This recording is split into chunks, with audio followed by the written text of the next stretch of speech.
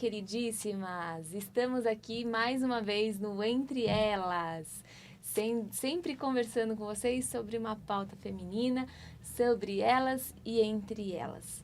Eu sou a Natália Duarte, Nath nutricionista especialista em nutrição esportiva funcional, comportamento alimentar, nutrição clínica e estética e amante da psicanálise.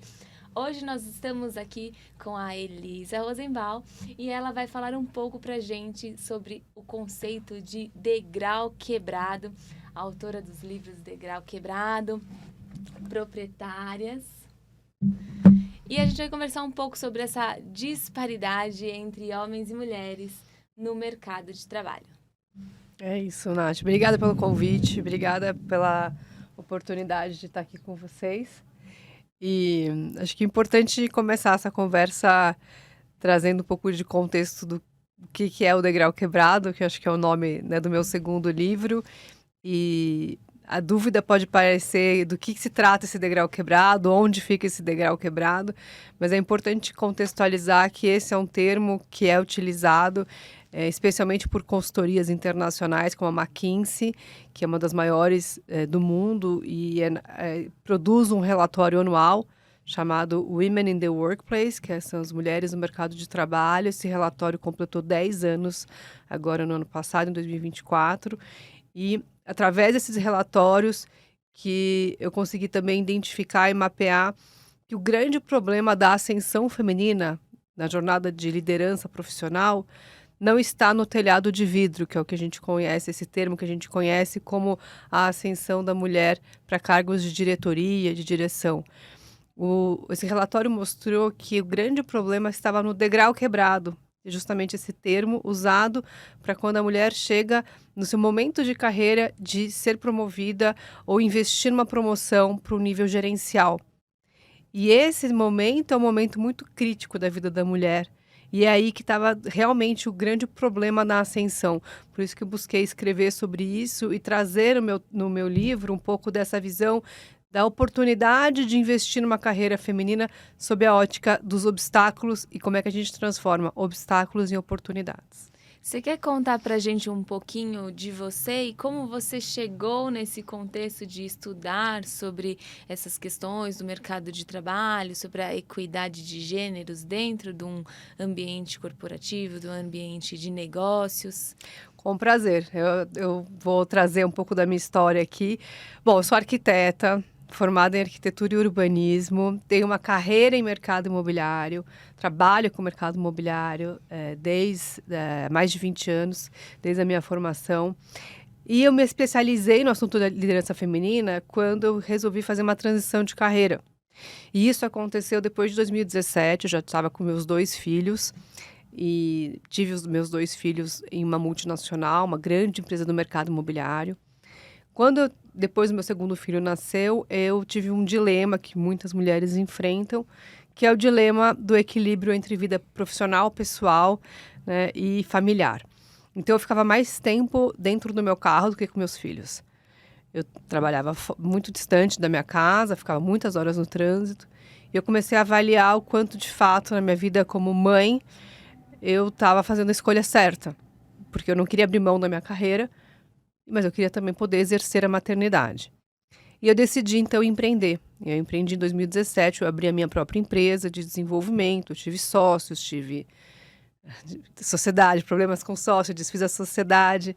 E aí, em 2018, eu percebi que era mais difícil empreender por ser mulher no mercado imobiliário. Eu não tinha até então, na minha vida, essa ótica de equidade de gênero. Eu não fazia ideia, eu não sentia isso, e eu falava que não tinha nenhuma diferença entre homem e mulher. Dentro do ambiente corporativo que você viveu, antes da maternidade, você não via esse tipo de diferença? Eu não queria ver. Porque uma coisa é você ver e não querer ver. Outra coisa é você ver e não saber ler, porque aquele código você não tem informação suficiente para decodificar, e eu também trago isso no livro. Muitas mulheres enfrentam problemas, inclusive de assédio, como eu enfrentei, e eu não sabia que eu estava numa situação de assédio. Porque eu só fui saber depois que eu fui estudar o que era assédio, porque o assédio não precisa ser físico, não precisa ter toque, ele pode ser um assédio moral, um assédio psicológico. Então, muitas coisas eu fui aprendendo nessa jornada. E aí você foi reconhecendo lá atrás o que você viveu depois que você começou a estudar. Que interessante. E aí eu entendi que eu vivi diferença salarial, e eu fui avisada disso, mas eu não quis acreditar. Eu fui entender que eu vivia sob assédio moral e sexual no ambiente de trabalho e não sabia identificar. Então, foram várias camadas que eu fui conseguindo conscientizar à medida que eu fui estudar o assunto. E quando eu fui estudar o assunto em 2018, concomitante a isso, eu também fiz um podcast lá em 2018 chamado Vieses Femininos. Autodidata, eu escrevia no Google como fazer um podcast, e não existia nada em português de referência, tinha que pegar referências americanas, enfim. Eu convidava as pessoas para o meu podcast, elas falavam, o que é um podcast? Hoje em dia a gente está aqui, tem vídeo, tem, né, uma equipe, mas eu fazia tudo sozinha. Enfim, fiz 150 episódios desse podcast, ele durou 3 anos, ele foi o meu projeto de formação no curso que eu me formei em liderança, e resolvi encerrar ele junto de uma fase da minha vida que foi uma transição, que foi do meu a partir do meu primeiro livro, que eu também me divorciei e fiz uma mudança de reposicionamento. E tudo isso tem a ver com a pauta da liderança feminina, né? Porque acho que a hora que a mulher também assume um protagonismo na sua carreira, na sua vida, tudo se transforma ao redor. Então, faz parte da minha história também essa visão 360. Eu costumo dizer que é muito difícil e é muito desgastante para aquela pessoa que tem uma vida profissional muito diferente da vida pessoal. Então, a nossa vida pessoal e profissional, ela acaba fundindo em muitas frentes, né? Ainda mais agora com as redes sociais, né? A gente observa bem que as pessoas, elas se identificam mais com os CEOs, os administradores de uma empresa do que, às vezes, com a própria empresa, né? Pois é. Eu queria perguntar para você quais são, assim, os principais obstáculos para o desenvolvimento de uma carreira feminina? Bom, acho que um obstáculo clássico é a maternidade, né? Enquanto muitas pessoas podem acreditar que, não, a maternidade ela é catalisadora, ela potencializa, sim, ela potencializa e catalisa, porque nós que somos mães sabemos que quando você tem a maternidade, tem filhos, você dá tudo que você pode e mais um pouco pelos seus filhos. Agora, a maternidade ela também tem ainda uma camada de impacto muito grande na carreira feminina. E isso quem traz esses dados é a própria Fundação Getúlio Vargas, que é uma pesquisa ampla que dá conta que 48% das mulheres que são mães, né, que têm maternidade, seja biológica ou não, estão fora do mercado de trabalho em até 2 anos após a maternidade. Seja porque foram demitidas... Não sabia esse dado. Esse dado é um dado relevante, porque ele fala que quase metade. Né? E eu também participo desse dado, porque depois da maternidade eu resolvi empreender. Então, teve uma mudança na minha dinâmica de vida. E muitas vezes a própria empresa, ou a empresa ela posterga uma promoção, ou ela vai te colocar numa outra posição, ou te ver como uma profissional menor ou menos capaz. E é justamente o contrário, na maternidade ela te traz... essa experiência também. Então, aqui a gente já tem um dado, né? A gente, quando você comunica uma gestação, você já é colocada como uma pessoa que não tem relevância para os projetos a curto prazo e médio prazo, né? Por mais que você seja uma excelente profissional, na hora de fazer a pauta de quem vai ser responsável pelo quê, você já é excluído, né?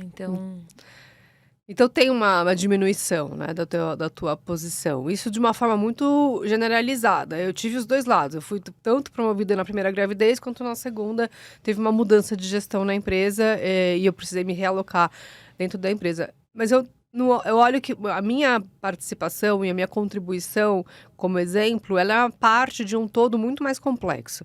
Então, também, nós vivemos uma situação muito mais privilegiada, como mulheres brancas na sociedade, tem outros recortes que a gente precisa considerar. Mas a maternidade é um degrau. Outro degrau importante e relevante é a diferença salarial. conhecida por Gender Pay Gap, no inglês, que é esse degrau salarial, que as mulheres ganham, em média, 25% menos, globalmente. Então, para as mesmas posições, para as mesmas tarefas, para o mesmo cargo, as mulheres ganham menos. E isso é algo ainda muito velado no meio de trabalho. Poucas empresas publicam relatórios transparentes sobre isso. E é comum e é muito praticado isso no mercado ainda hoje. Ao passo que a mulher ganha 25% menos e a gente conhece e sabe que tem, né, uma taxa rosa, que a gente chama que é essa Pink Tax, que é o custo é muito maior para a mulher. O custo de vida é maior para a mulher, né? Então, se você pensar só em termos de valor de vestuário, os itens para a mulher se produzir versus os itens para o homem se produzir para trabalhar, eu costumo brincar nos meus treinamentos e palestras, eu falo, homem, como é que você se arrumou para vir para esse encontro hoje, né? Geralmente é o terno que está lá usado já há 3 dias, passou uma água no rosto e foi. Né? A mulher tem todo um preparo, é o cabelo, é a maquiagem, é a composição da roupa, são os acessórios. Então, a produção é uma produção mais complexa. E também os itens para as mulheres são geralmente itens mais caros. E é comum você ver o mesmo produto. Se ele tá pintado de rosa, ele é mais caro do que aquele que é pintadinho de azul. E quem tem casal de filhos vê isso na prática, né? Como essa diferença dessa taxa rosa, ela acontece no dia a dia. Então, a mulher ganha menos e tem que pagar mais, muitas vezes pelo mesmo serviço. E isso acaba também sendo um grande degrau, né? Essa questão da Pink Tax, eu nunca tinha ouvido falar, assim, dela especificamente, mas faz todo sentido quando você para pensar, assim, você enxerga isso na nossa realidade comum e corriqueira. Você acha que ela interfere, assim, numa escolha de posicionamento, de imagem da pessoa, ou você acha que é uma coisa cultural que veio a supervalorização dos itens femininos é uma coisa cultural que vem de antes da entrada da mulher no mercado de trabalho? Acho que é comercial, é puramente comercial, né? A mulher, ela acaba tendo que investir mais numa produção, né, numa imagem, e as redes sociais têm um Mas isso é por conta de peso uma muito cobrança grande. social. A cobrança social e uma cobrança também comercial, né? Hoje em dia, dependendo do mercado que você vai, vamos supor, mercado de direito, né, advogadas, a bolsa, a marca da bolsa que você está usando pode te dar algum status em referente à posição ou ao perfil que você atua no mercado. Então, às vezes é a marca da bolsa ou, enfim, a roupa que você está usando, até os acessórios. E hoje em dia isso tem um peso muito grande, né? E as redes sociais potencializam isso em uma escala muito maior. É porque existe aquele efeito de comparação, né, entre as pessoas na rede social. Eu queria que você falasse um pouco sobre a diferença entre ocupação de uma mulher que mantém uma ocupação, e uma mulher que faz o desenvolvimento da própria carreira. É interessante sua pergunta, né? A gente estava aqui nos bastidores antes de começar a gravação, eu estava te perguntando como é que você chegou nesse projeto. Aí você estava comentando que você apresentou a ideia, eu queria que você falasse um pouco como é que você apresentou o projeto, só para usar ele como exemplo. Esse projeto do Entre Elas é um programa porque eu, dentro da minha realidade como mulher, eu vi que muitas coisas acabam sendo muito injustas, né, no mundo. Né? O fato de eu ser mulher, o meu trabalho acaba sendo mais desvalorizado, eu tenho que me esforçar mais para agregar valor, né? E assim, eu vou falar uma coisa que não tenho dados, né? Mas, assim, a minha profissão, nutricionista, ela é majoritariamente feminina. Então, quando a gente entra numa faculdade, né, você vê 90% da sala de mulheres e 10% de homens. E isso é muito irônico, porque quando você vê os profissionais de sucesso, a imagem dos profissionais de sucesso que são transmitidas pelas redes sociais, que são convidados para parcerias mais importantes, você vê muitos nutricionistas homens. Então você olha assim, a disparidade. Eu olho as minhas colegas de profissão, de faculdade, quantas vezes não desistiram da carreira, né? Enquanto os homens que estavam dentro do mesmo contexto que nós acabam tendo uma maior chance de sucesso, mesmo sendo uma profissão majoritariamente feminina. E assim, essas coisas você começa a ver o quanto você tem que se esforçar mais para ter um resultado similar, o quanto você tem que assumir uma postura específica também para não ser mal interpretada como mulher, né? E aí, por isso, eu quis trazer esse conteúdo para vocês, porque eu acho que falar sobre isso faz com que as pessoas tenham maior consciência do que elas estão vivendo, das dificuldades que elas vão ter ao se posicionar em determinadas situações. Então, foi aqui que eu trouxe a ideia do programa. Muito bom. E olha só como foi interessante você abrir esse histórico para eu trazer também ao encontro do que eu imagino ser um problema social ainda maior. Do meu lado, eu vejo a mesma questão na arquitetura. A arquitetura é um curso com muita presença feminina. É muito comum você ver um curso de arquitetura com muitas mulheres na sala, como foi o meu caso e como é o caso de muitas escolas de arquitetura. Quantos prédios você conhece que são projetados por mulheres? Pois é sobre isso. Então, esse é um tema que eu levo também para o mercado imobiliário, e eu comecei a falar sobre isso no mercado imobiliário quando eu via os eventos sem nenhuma mulher no palco, nenhuma mulher exatamente. protagonizando. Você vai ver os congressos, né, de nutrição, assim, é 50-50. Assim, 50% de profissionais do sexo masculino e 50% dos profissionais do sexo feminino. Se a gente for pegar... Eu não sei, não tenho dados, mas se a gente for pegar o número de inscrições no CRN, que é o Conselho Regional de Nutricionistas, com certeza não é 50-50, né?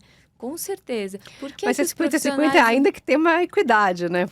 Não, com certeza não é. Mas quando você... É porque é impossível não ser 50-50 no ramo da nutrição. Tem muito mais mulheres, muito mais. Eu acho que a arquitetura deve ter também, mas não tanto quanto nutrição. Nutrição só vai fazer faculdade de nutrição aqueles profissionais, geralmente de educação física, que estão querendo fazer um trabalho dentro de uma área esportiva. A maior parte deles, assim, pode ter uma exceção ou outra. Mas geralmente ele já tem até uma carreira estabelecida como profissional de educação física. Sabe o que é curioso? Em 2018, quando eu fiz essa transição de carreira, né? Eu fiz de 2018 para 2019 e aí foi quando eu fundei Mulheres Imobiliário e voltei para o mercado imobiliário. Eu dei muita mentoria para nutricionistas. Engraçado que agora você me trouxe essa memória. Dei mentoria para Vânia Assali, para Luana Landeiro, para Rita Castro, para Karina Lassalo. Foi uma gama de nutricionistas bem extensa. E justamente o trabalho que nós fizemos na época, eu estou falando de 2018, né? Então tem um recorte também aí no tempo, foi de posicionamento com o especialista, né? Com uma especialidade, e na tua abertura você traz a sua especialidade com bastante clareza. Então, retomando a tua pergunta original, eu vejo que muitas mulheres seguem a carreira pelo fluxo do que ou a empresa, ou o mercado, ou as indicações as colocam. E aí tem um contexto importante que entra no conceito do degrau quebrado, que é a diferença entre um mentor e um patrocinador. E a mentoria e a patrocinadora, né? Vamos entender um pouco dessa diferença. Porque mentoria, hoje em dia, virou commodity, é muito, muito comum você fazer mentoria, ter mentores e pessoas que você busca para... Seja uma mentoria paga, uma mentoria de admiração, né? Eu admiro aquela pessoa, eu quero que ela me mentore com muito conhecimento de mercado, etc. Agora, um conceito que a gente não conhece tanto é o conceito do patrocinador. O patrocinador é a pessoa que vai falar de você quando você não está presente na sala. de que vai indicar você para um trabalho, de que vai falar bem de você, referendar o teu trabalho, referendar a tua especialidade. É alguém que vai levar o teu nome mais longe sem que você esteja presente. E geralmente os patrocinadores são homens e não mulheres. E aí, o que acontece é que socialmente a gente hoje tem a palavra sororidade incorporada ao nosso vocabulário, mas a gente ainda não sabe praticar a sororidade. Isso é um fato. Isso que você trouxe também eu consigo e reconhecer dentro da minha realidade. A maior taxa de indicações vem de pacientes do sexo masculino.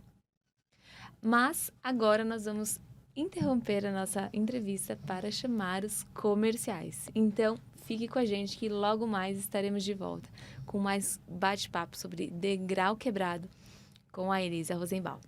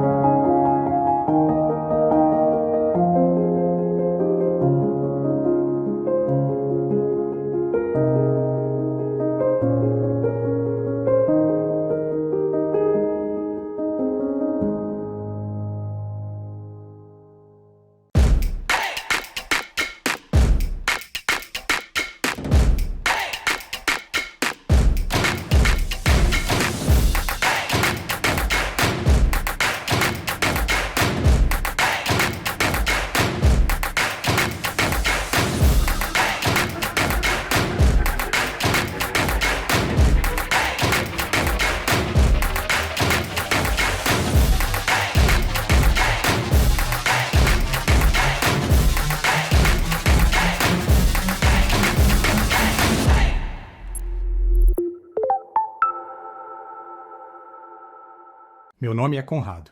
Sou consultor de inteligência da Broadfy. Imagino que você pode estar pensando: um canal de televisão só meu? Isso é muito grande para mim. Não. É exatamente o contrário. Quantas vezes a gente já não ouviu a mesma história? Empresas grandes, pequenas, de todos os tamanhos, gastam e gastam e gastam nas redes sociais. E qual é o resultado? Nada. Zero. E por que não deu certo? Falta de estrutura. Com a Broadfy, o seu canal de streaming organiza todas as suas mídias em um único lugar. Isso vai te dar o poder de transformar os seus seguidores em telespectadores. Consegue enxergar a potência dessa mudança? É brutal!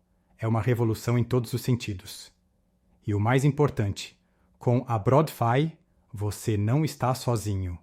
Nossa estrutura é completa, desde o planejamento estratégico até a exibição no seu canal. Agende agora uma demonstração. Aqui embaixo vou te mostrar tudo o que podemos fazer por você, por sua empresa ou associação.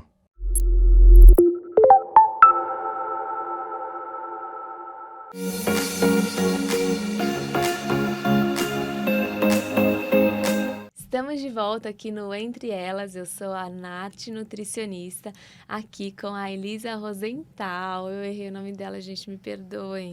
É Rosenthal, com T. Aqui, está aqui no livro. Mil perdões. Agora... Vou perdoar pedindo para as pessoas me seguirem nas redes sociais. Tá, então sigam a Elisa nas redes sociais, que ela traz bastante conteúdo, principalmente do mercado imobiliário. A rede social dela é ótima, gente. Eu dei uma stalkeada antes de te convidar, vou ser sincera. Mas voltando ao assunto, eu gostaria que você explicasse um pouco melhor sobre essa questão dos níveis de técnico, gerência, diretoria, a função da mulher, como é que é o crescimento natural da carreira e quais são as principais impossibilidades, os principais obstáculos, na verdade, para o crescimento da mulher e aonde está o degrau quebrado. Muito bom. Eu vou começar essa ideia de escala com um dado recente que eu vi uma pesquisa essa semana sobre o uso da inteligência artificial hoje para disparo de currículos para as vagas. E já está um número absurdo, mais de 80% das vagas estão sendo hoje preenchidas no sentido de envio de currículos por robôs, pelo uso de inteligência artificial.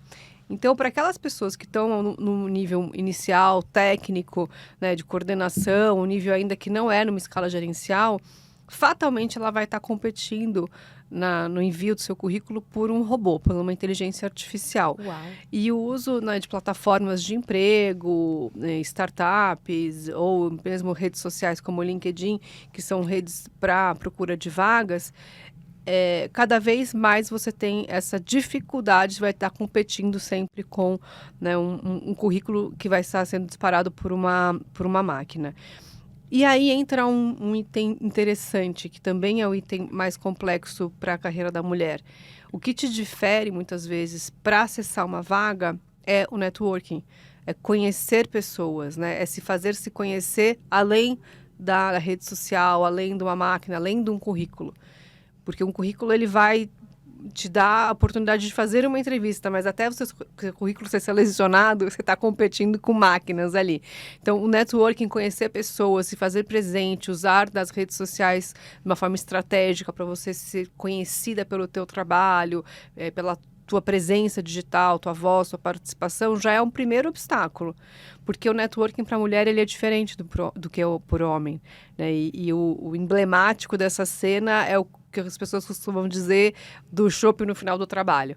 Vai falar, o poker dos homens, ou sair do trabalho e ir tomar um chopp no bar, e geralmente isso acontece onde os homens fazem negócios e se encontram, ou vão jogar um futebol, e geralmente as mulheres saem do trabalho e precisam sair mais cedo porque tem que pegar o filho na escola, ou fazer o jantar, ou fazer toda a tarefa da casa, jornada múltipla que não termina. Quando não, a mulher vai estudar à noite, porque as mulheres são as que mais investem também em educação continuada, informação, ou cuidar dos mais velhos, a geração sanduíche, que é a nossa geração, a gente cuida dos pais que estão, né, envelhecendo e dos filhos, e geralmente cabe à mulher essa tarefa. Então, essa dinâmica de networking, ela é mais complexa para a mulher. Você vai virar para o seu companheiro, para o seu marido, ou para a pessoa com quem você convive e fala, hoje eu vou sair, eu vou no bar, que eu vou tomar um chopp com os colegas de trabalho, que a gente vai falar de negócios. Socialmente, isso não é tão aceito para a mulher, como é bem visto pelo homem, como algo natural. Ou não, hoje é meu dia do futebol com as minhas amigas. Não são frases tão corriqueiras da gente ouvir. Deveriam soar naturais, se a gente pensa na equidade, mas elas não são tão corriqueiras. Então, as mulheres também ainda não encaixaram na nossa jornada de vida a habilidade, né, e a atuação desse networking no nosso dia a dia. E é onde às vezes os negócios acontecem, é onde as indicações acontecem, como eu falava anteriormente, sobre o patrocínio, sobre a mentoria, sobre o apoio, sobre você conhecer outras pessoas. Então isso já é um degrau de largada, né? Como é que a gente dá conta disso e tenta não parar nesse primeiro degrau? Rede social ajuda, porque rede social você consegue estar de alguma forma num traslado para o teu trabalho, para a tua casa. E, claro, se você não estiver dirigindo, né? Se você estiver num transporte público, por exemplo, você consegue ainda ir lá, fazer um texto, fazer um post, interagir com as pessoas, comentar, seguir pessoas com quem você pode ter, eventualmente, uma referência ou contatos. E se esforçar e se dedicar para frequentar eventos corporativos, eventos da sua área, almoços, enfim, outros ambientes, né, clubes de negócios, clubes de networking, que hoje em dia é algo muito mais comum do que era antigamente. O Mulheres no Imobiliário, que é o instituto que eu fundei, nós temos clubes de networking onde a gente promove isso. Enfim, são algumas ações importantes para transpor esse primeiro degrau. Depois, seguindo a carreira, quando você vai pensar em desenvolvimento profissional, você tem um momento crucial de ir para o nível gerencial, que é o degrau quebrado que eu comentei, que é o que a McKinsey aponta como esse grande problema para a mulher. Para transpor o degrau quebrado, tem algumas camadas aí. Geralmente, a ascensão para a gerência, ela se dá por volta de uns 30 anos, se a gente pensar que a pessoa sai da faculdade, tem ali uns uns 5 anos de experiência até ter uma primeira promoção, enfim, pensando numa carreira tradicional clássica, né? Porque hoje em dia também as gerações mais novas querem 1 ano já virarem C-level, mas vamos pensar numa carreira mais clássica. E quando chega esse momento, geralmente, estou sendo bem generalista nesse aspecto, porque cada caso é um caso, é o momento também que a mulher está numa fase de vida de pensar se vai ter ou não um filho e se vai dedicar ou não à maternidade. O que tem acontecido hoje, Nath, é que muitas mulheres têm optado por congelar óvulos. E isso tem tido um boom na indústria, na fertilização. Porque à medida que as mulheres decidem congelar os óvulos e postergar... congela o óvulo até sem ter relacionamento, né? Eu conheço várias mulheres, inclusive que me procuram para pedir minha opinião se devem ou não congelar óvulos. E qual é a sua opinião? Depende da pessoa. Depende da pessoa. Mas eu acho que na dúvida, se a pessoa está na dúvida entre ter ou não, se ela tem condição de arcar, porque é um custo relativamente alto, congela. Num dos nossos clubes, a gente teve inclusive um encontro para falar sobre isso. 2 das nossas lideranças optaram por congelar. Uma recém-casada, a outra está num relacionamento, mas não está casada. E decidiram por congelar. E congelamento, ele tem 2 momentos, né? A decisão do congelar e a decisão depois de fertilizar para seguir com a gestação, né? Ou não, enfim, dependendo da decisão ali pós a FIV. Mas eu acho que é um caminho também de estratégico que a mulher não tinha antigamente a possibilidade nem o acesso para isso. Ainda é caro, mas é mais acessível do que era antigamente. E dependendo das empresas, tem empresas que hoje em dia até elas oferecem isso como opção. Para que a mulher possa seguir com a carreira. Eu tenho uma paciente, inclusive, que ela fez o congelamento de óvulos pela empresa. Então, porque a empresa sabe que isso é um fator determinante para a mulher dedicar na sua carreira. Só que era uma multinacional, não era uma empresa brasileira, né? Então, mas geralmente as multinacionais saem à frente quando o assunto é pensar em carreira, né? E pensar também em desenvolvimento profissional. Mas isso é algo que a gente vai ver cada vez mais presente para que as mulheres tenham a possibilidade de uma equidade na trajetória profissional. Então, é importante dar essa opção, assim como creche, né, a creche sendo uma opção também, porque se a pessoa profissional precisa se dedicar também à família, e aí vem aquela questão, né? Mas o homem também não pode pegar o filho na creche, levar para a creche? Pode não, deve, né? Mas aí já é... Mas aí, de novo, né? Culturalmente, a gente tem a mulher muito mais dedicada a isso e a gente tem uma presença muito maior de mães solo e mães, né, solteiras sem o apoio do homem. E é importante aqui eu fazer um parênteses, que o homem não ajuda, né? O homem tem o papel dele. E quando o teu companheiro, né, o teu parceiro, ou o pai dos seus filhos se coloca na posição de ajudar, faça uma pausa e reflita, porque nenhum homem está aqui para ajudar, ele está para fazer o papel dele, né? E cada um tem o seu papel. Então, eu acho que essa posição de ajudar já é uma posição de que a pessoa ela é totalmente coadjuvante e está ali como um papel extremamente secundário. A gente não pode, né, tirar o homem do protagonismo que ele tem, que é o protagonismo de ser pai e ter o espaço dele para a criação dos filhos.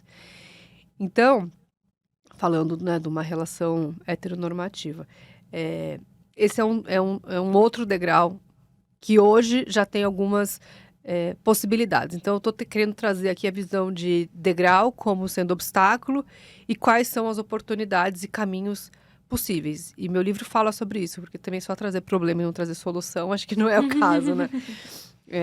Quando a gente fala também desse degrau no nível gerencial, tem uma conta importante para ser feita. A gente falava disso, né, na nossa conversa inicial. Que conta é essa? Para a gente sair de casa de manhã, deixar os filhos na escola ou na creche, ir trabalhar e voltar no final do dia, existe uma dinâmica de um lar que precisa ser pensado, né? Estou falando de uma família que tem uma escola, tem que produzir, pensar na alimentação, na logística, muitas vezes, de leve e traz, que hora sai da escola, se tem atividade fora da escola ou não, quem vai arrumar a casa. Então, numa família onde a mulher tem uma profissão e se dedica na sua carreira, quem cuida de tudo isso quando a mulher não está presente, né? Um homem trabalhando, a mulher trabalhando e a dinâmica da casa acontecendo. Então, existe uma conta, muitas vezes, que precisa ser colocada ali na ponta do lápis, que é a conta de toda essa gestão logística também de uma dinâmica de uma casa, de uma família. E muitas vezes a ascensão dessa carreira da mulher, quando ela coloca no lápis o quanto ela vai, né, ter numa promoção ou no investimento de uma carreira versus o quanto ela precisa arcar para que essa dinâmica familiar aconteça, é uma conta que não fecha. É mais caro ela ficar ausente da casa dela do que ela assumir toda essa dinâmica logística. E aí, quando a mulher, às vezes, decide deixar a sua carreira para fazer essa gestão da casa, né, e organizar a casa e abre mão da carreira. E aí fica aquela questão, e quando os filhos saem de casa? Geralmente a mulher 50 mais, 55 mais, ela que tinha uma profissão, que fez uma faculdade, que poderia ter tido uma carreira, mas ficou ali 15, 18 anos na vida dela, dedicada àquela gestão da casa e da família, abriu mão da carreira, os filhos saem de casa, e ela vai fazer o quê da carreira dela depois? E quer retomar. E é muito comum eu acolher essa mulher num programa que nós temos no Instituto Mulheres no Imobiliário, que é trazer ela para o mercado imobiliário por meio da corretagem. Muitas mulheres buscam a corretagem 50 a mais por conta dessa necessidade de voltar ao mercado de trabalho. E aí entramos na pauta do empreendedorismo, né? Então, a mulher, ela deixa de desenvolver a própria carreira como uma profissional dentro do ambiente corporativo para tentar empreender, né? Uhum. Isso eu acho que independente também da idade dos filhos, né? Porque existe também aquela necessidade, às vezes, de flexibilizar os horários, né? E o empreendedorismo, ele ajuda nisso, apesar de muitas vezes a gente trabalhar mais. Pois é. Muitas vezes não, acho que 100% das vezes. Fala um pouquinho pra gente sobre essa questão da romantização do empreendedorismo como uma alternativa para a substituição da carreira da mulher em ambiente corporativo. Eu vejo, assim, a rede social, ela ajuda muita coisa e outras coisas, ela coloca algumas lentes que não são tão retratos da realidade, né? E além de que o empreendedorismo é uma alternativa a você ter controle do seu tempo, você escolhe a hora que você trabalha, tem alguns lados, né, dessa realidade. Primeiro que o empreendedorismo você já parte do negativo, né? Você precisa garantir o seu salário, você constrói o seu salário à medida que você vai atrás dos seus clientes, dos seus projetos, né, dos seus negócios. Então, é muito diferente de você ter garantido mensalmente no teu CLT o seu salário com seus benefícios. Então, essa visão de empreendedorismo é uma visão que a gente precisa desromantizar, porque é uma trajetória muito dura de construir um portfólio de clientes, de construir uma rede de relacionamento, de você construir autoridade no mercado que você está, investir sempre em atualização de conteúdo, não se deixar ser, né, substituído por uma inteligência artificial ou uma solução tecnológica que possa fazer o seu negócio. Enfim, uma série de questões que no dia a dia você tem que lidar com isso. E também a questão, né, dessa romantização de agenda. Eu posso trabalhar hoje de qualquer lugar? Posso. Tudo bem, eu posso. Depende. Mas eu acabei de sair de você... férias com os meus filhos, achando numa ilusão que eu ia ficar de férias, mas eu resolvi problema todos os dias. Lá no parque aquático, respondendo, enfim, com fornecedores, clientes, etc. Então, a ideia de que a gente vai poder ter muito mais controle do tempo tem alguns lados. Você consegue, sim, eu consigo hoje sair no meio da tarde e buscar meus filhos na escola. Faço isso com o maior prazer. Tem dias que eu não consigo, vou precisar fazer, né, alguma gestão de agenda para que a outra pessoa faça, mas eu consigo muito mais do que se eu estivesse hoje numa empresa, ainda mais onde eu trabalhava, que era 2 horas de carro da minha casa. Então, eu consigo hoje flexibilizar um pouco a agenda nesse sentido. Mas o empreendedor trabalha praticamente 7 dias por semana, 24 horas. Se tiver, ainda mais com o WhatsApp, você... E as pessoas querem que você responda, assim, cada vez mais rápido. E se você tem Instagram, vão te mandar mensagem do DM. Se você tem o LinkedIn, vão te mandar um inbox. E cada vez mais a rede social também é mais um canal de acionar. Então, essa gestão de canais, nesse omnichannel que o empreendedor porque ele está em todos os canais e se comunicando com esses clientes e mantendo sempre uma carteira ativa de oportunidades, é algo que a gente precisa desromantizar, porque é algo muito, muito mais desgastante no dia a dia do que você ter ali uma agenda que nem que, né, das 8 às 5, das 8 às 6 ou das 8 às 7 que seja, mas a hora que você vai embora, passa pela catraca, você consegue deixar algumas coisas ali no ambiente corporativo, maioria, né? Que no empreendedorismo é mais difícil. O que eu costumo falar, assim, é que quando a gente pensa em empreendedorismo, é uma busca ativa, né? Você tem que ir buscar o seu ganho, né? É uma busca ativa. Enquanto quando você é funcionário de alguém, é uma busca passiva. Você traz os resultados para a pessoa, porém você já tem o seu sustento garantido ali, baseado naquilo que você fez de acordo com o seu empregador. Então, a busca passiva, ela é mais confortável, né? Porque você entregando aquilo que você... É como se você já tivesse um cliente fixo, né? Para oferecer aquele serviço. Agora, quando você é empreendedor, você precisa buscar o cliente constantemente. Atendi ontem uma advogada já sênior, 50 a mais, com bastante experiência, mais de 20 anos de mercado. E ela falou, Elisa, eu nunca imaginei que eu precisaria investir em networking. Eu achava que a minha rede bastasse para manter o meu escritório. E pela primeira vez, eu sinto que as pessoas que eu conheço não são suficientes para eu manter o meu escritório funcionando. Eu preciso ampliar o meu networking e me indicaram entrar no teu clube, que é um dos clubes de networking que nós temos no Instituto, que é o Amazonita. E foi uma conversa muito interessante porque mostrou que é algo que a gente tem que todos os dias investir. Todos os dias você tem que estar investindo nessa construção de relacionamento, de rede, de conexão, porque é algo que você vai levar para a vida toda. Contatos são contatos, né?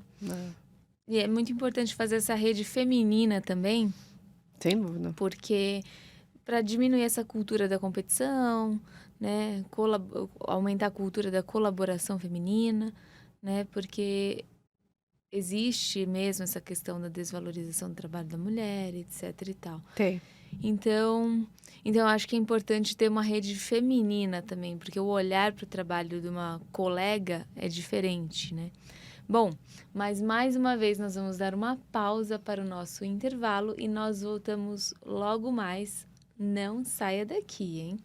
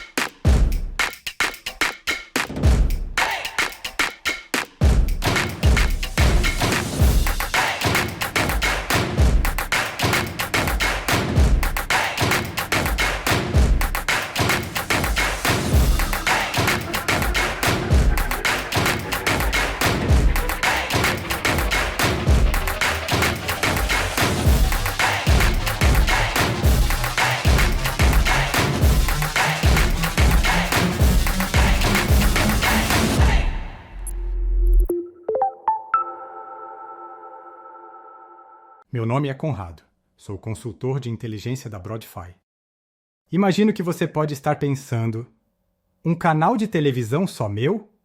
Isso é muito grande para mim. Não, é exatamente o contrário. Quantas vezes a gente já não ouviu a mesma história? Empresas grandes, pequenas, de todos os tamanhos, gastam e gastam e gastam nas redes sociais. E qual é o resultado? Nada. Zero. E por que não deu certo? Falta de estrutura. Com a Broadfi, o seu canal de streaming organiza todas as suas mídias em um único lugar. Isso vai te dar o poder de transformar os seus seguidores em telespectadores. Consegue enxergar a potência dessa mudança? É brutal! É uma revolução em todos os sentidos. E o mais importante, com a Broadfi, você não está sozinho. Nossa estrutura é completa, desde o planejamento estratégico até a exibição no seu canal. Agende agora uma demonstração. Aqui embaixo, vou te mostrar tudo o que podemos fazer por você, por sua empresa ou associação.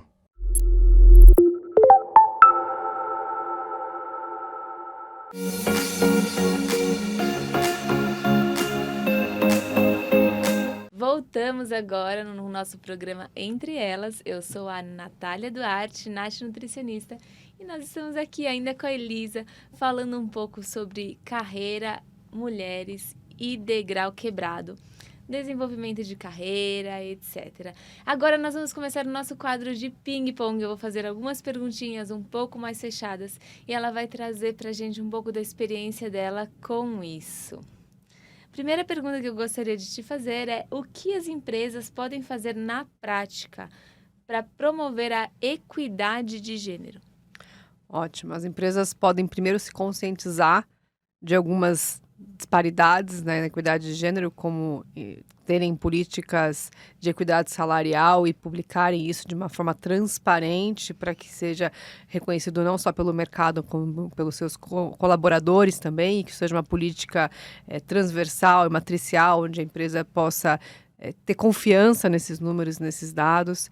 Depois trabalhar com programas de mentoria, de investimento na carreira, incentivar que as carreiras aconteçam e acompanhar de perto essa ascensão profissional.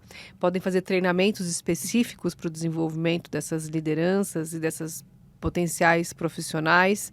Podem fazer também recrutamento e seleções que possam considerar a pauta do gênero como sendo equidade na quantidade de candidatos por vaga, então ter o mesmo volume de candidatos por sexo, por gênero, para que não tenha, né, uma descompensação na hora do recrutamento, da seleção, ou fazer, como muitas empresas fazem, um recrutamento e uma seleção às cegas, né, excluindo essa informação do currículo para que ela não direcione as escolhas. Olha, isso é interessante, né? Excluir o nome e gênero do currículo e fazer com que a pessoa...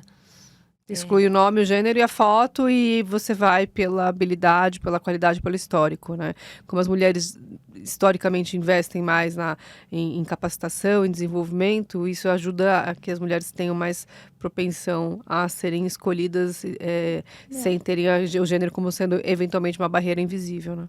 E isso faz com que isente o avaliador de qualquer tipo de pré-conceito, né?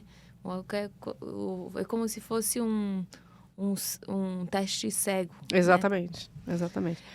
O que eu vou te perguntar agora, né? A gente está falando bastante de equidade de gênero e eu acabei de perceber que nós não falamos a diferença entre igualdade e equidade de gênero. É essencial. Desculpa ter deixado isso só para o final, nós deixamos isso só para o final, desculpe-me. Mas eu gostaria que você falasse um pouco sobre isso, a diferença entre igualdade e equidade de gênero, para que a gente consiga entender que o mais importante é a gente pensar numa equidade do que necessariamente numa igualdade. Isso, é fundamental. E é importante a gente trazer isso. Ótimo lembrete. Primeiro, a diferença é que igualdade, a gente não quer se igualar ao homem nesses aspectos. A gente sabe que as diferenças são importantes e é o que faz a riqueza, né, da sociedade. E a equidade, ela trabalha para que a gente possa ter ferramentas e maneiras de nos colocarmos na mesma condição na pauta que a gente está falando, né, profissional, empresarial, para que tenhamos condições equivalentes na equidade. Então, uma analogia muito comum e é fácil de a gente pensar se a gente pegar um muro e 3 pessoas querendo ver através desse muro, né, o que está atrás desse muro.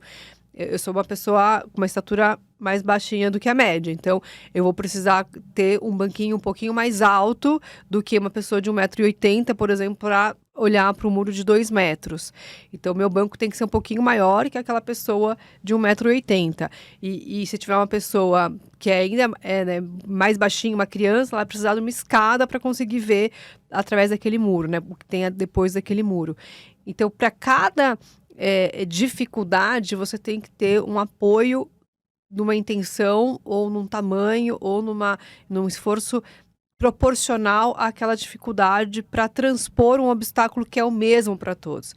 Então, se a gente está falando em ascensão de carreira, que é o nosso tema macro aqui, as dificuldades da mulher, elas são dificuldades que muitas vezes precisam de uma escada para você transpor aquele obstáculo, do que muitas vezes o homem, basta dar um pulinho ali, ele se consegue passar por aquele obstáculo com muito mais facilidade. Então, a analogia, ela ajuda a gente a entender na prática o que é a diferença entre igualdade e equidade. Igualdade, então, é dar as mesmas condições para todo mundo, enquanto a equidade é garantir que todos consigam chegar ao mesmo resultado, independente das condições, né? Vamos para a nossa segunda pergunta. Eu gostaria de saber qual a importância de ter modelos femininos em cargos de liderança. É essencial. Tem uma frase da Audrey Gelman, que é uma empreendedora americana. Ela criou a primeira rede de coworkings femininos nos Estados Unidos. Depois essa rede foi comprada por uma gigante, né, multinacional. E ela diz uma frase interessante que reproduz a importância desses exemplos, que é: você não pode ser o que você não pode ver. E à medida que você consegue ter referências e exemplos de mulheres em cargos de liderança, de mulheres que conquistam ascensões profissionais, empreendem, têm sucesso profissional, você consegue ver exemplos a serem seguidos.